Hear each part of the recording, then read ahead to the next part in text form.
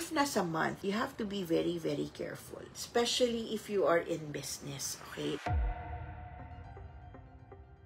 Ox in business have to be double careful for next year. Kasi baka mamaya everything is good on paper lang. Baka everything is good only as proposal, pero baka hindi mag-manifest as pera. Ito ang nakakatakot. If you are naman an employed ox, baka mabypass sa mga promotions, no? Baka mamaya hindi umusad yung inyong mga career. So if you are an ox in the month, you have to reinvent yourself. Okay? Medyo change tactics kayo, okay, for next year. Kasi inevitable na merong mawawala sa inyo. It could be a business, it could be a big client, it could be something like an important promotion or an important client or supplier if you're in business, no? So you have to be very careful. So that's why an ox need to attend the CNYE to know how you actually will defend this, no?